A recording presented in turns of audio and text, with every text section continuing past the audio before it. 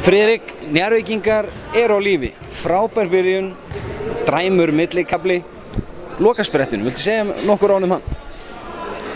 Bara flottur karakter og bara mikill vilji. Ég held að það kannski bara skýrist mest í því í rauninni. Við vorum bara staðráðnir í því að nýta þetta tækifæri. Við náttúrulega vorum auðvitað ekki ánægðir í hálfleik að hafa glutra niður fórustunni sem voru konur með í upphafi, þó að við vorum alveg meðvitaðir um það og við vorum ekki þannig lagað inn í klefa. Við áttum alveg von á því að KR geti komið áhlaup og svona lið bæði, þú veist, sem eru komin þetta langt og með þessi gæði, þau taka mikið áhlaupum, þannig að maður þarf að vera sterkur í hausnum og taka á móti því og mér fannst við koma bara ágætlega inn í seinni hálfleikinn og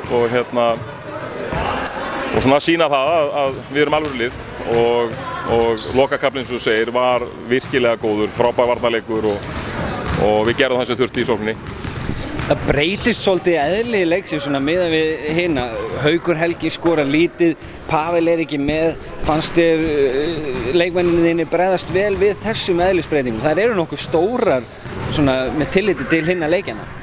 Já, mikil ósköp, en það er auðvitað bara prýðileg breytt í báðum liðum og margir leikmenn í báðum liðum sem geta sett svolítið af stigum á töfluna.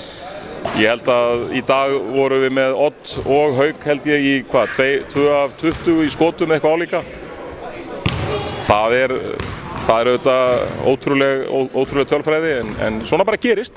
Svona gerist í alvöru leikjum og mikla sviftingar og tilfinningar og drami, en alveg óbóðslegri ánægður með karakterinn að við gefumst aldrei upp. Talandi að gefast aldrei upp, það er ykkar stærsta krossgáta á vetrinum fyrir framan ykkur núna, því að staðreyndirnar segja það að Njarðvík hefur ekki gengið vel síðustu ár í DHL. Geturðu gefið okkur eitthvað upp hvað gæti verið lykillinn að því að þið lifið að ferðina þangað? Fyrst og fremst náttúrulega þurfum við bara að sýna samstöðu og traust og hafa trú. Bara hafa trú á því sem við erum að gera og sjálfum okkur og njóta þess að vera við þessar aðstæður. Ég meina, það eru ákveðin forréttindi, þó að þetta takið auðvitað mikið á sálartetri hjá öllu þeim sem að koma að þessu, en þetta er ofboðslega skemmtilegt og að sjálfsögðu eigum við bara að njóta þessu augnabliks og gefa okkur allt í verkefnið og miðið möguleiki. Eins og ég segi, ég hef bara trú á þessu liðið og þessum strákum og við höfum sýnt það náttúrulega í úrslitakeppninni að við erum klárlega eitt af allra bestu liðum landsins og við sjáum bara til á föstudaginn. Sjáum bara til, segir Friðrik, við sjáumst í DHL.